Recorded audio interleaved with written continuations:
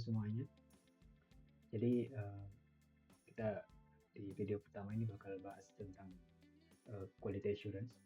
Jadi pernah nggak sih kalian lagi asik belanja online, tiba-tiba aplikasinya force close pas mau bayar, atau tombol ordernya nggak bisa diklik atau hilang.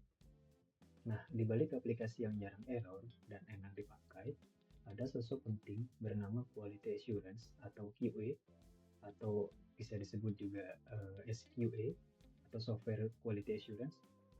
Jadi di video pertama ini saya akan ajak kalian kenalan sama dunia QA. Apa aja fase testingnya, dan yang paling penting, kapan sih kita harus mulai ngetes? Simak sampai habis ya. Pertama, kita luruskan dulu.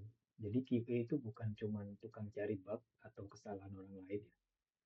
Tugas utama QA adalah memastikan kualitas proses pembuatan software agar produk yang sampai ke tangan user itu sesuai ekspektasi. Nah, jadi di sini saya coba gambarkan sedikit. Jadi ada QA, produk, kualitas, kemudian sesudah sesuai. Jika iya maka masuk ke rilis, jika tidak maka kembali ke perbaikan. Kemudian lalu apa saja langkah-langkahnya? Dalam dunia QA kita mengenal dengan istilah STLC atau Software Testing Life Cycle, yang dimana ada 6 fase utama. Jadi yang pertama adalah requirement analysis, kemudian yang kedua test planning, yang ketiga test case development, yang keempat environment setup, kemudian ada test execution, dan yang terakhir adalah test closure. Nah, dari 6 ini mungkin saya coba jabarkan satu-satu. Jadi yang pertama, di sini seorang QA akan mencoba untuk membedah dokumen desain.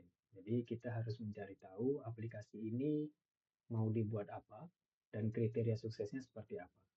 Itu untuk di requirement analysis, gambaran secara umum. Kemudian untuk di test planning, itu kita buat strategi. Jadi mau pakai tools apa, kemudian yang ngetes itu siapa, dan kapan target selesainya. Kemudian untuk di test case development, itu di fase ini kita membuat skenario secara detail. Contoh, kalau user masukkan password yang salah, sistem harus tampilkan pesan error. Nah, jadi di fase ini seorang QA harus membuat banyak sekali skenario, entah itu positif ataupun negatif case. Kemudian yang keempat adalah environment setup. Nah, di sini kita siapkan lab atau server khusus untuk melakukan testing supaya aktivitas testing kita tidak terganggu eh, atau tidak mengganggu server utama atau server production. Kemudian yang kelima itu adalah test execution. Nah, ini fase perangnya. Kita jalankan semua skenario tadi yang sudah dibuat di test case development untuk cari bug, dan laporan ke developer untuk diperbaiki. Kemudian untuk yang keenam adalah test closure.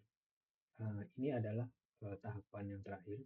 Jadi kita membuat laporan apakah aplikasinya sudah aman untuk dirilis ke publik. Kemudian yang selanjutnya adalah akan timbul pertanyaan, fase mana sih yang harus dilakukan terlebih dahulu dari keenam fase ini. Jadi banyak yang mengira testing baru dimulai setelah aplikasi jadi di fase nomor 5. Nah, itu sebenarnya salah besar.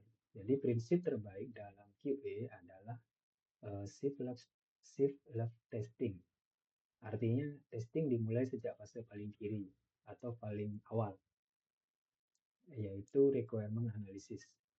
Kemudian semakin cepat kita menemukan celah di dokumen desain, semakin murah dan cepat biaya perbaikannya dibanding kalau kita baru nemu bug ketika aplikasinya sudah jadi. Seperti itu. Kemudian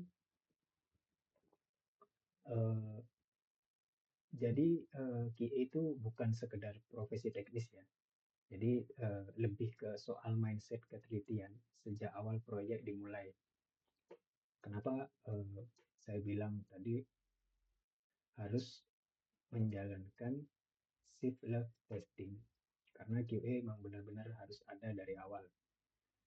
Jadi kalian akan merasa terbantu ketika sudah tahu benar-benar analisis dari awal, bagaimana sih flow-nya, kemudian kebutuhannya seperti apa, seperti itu.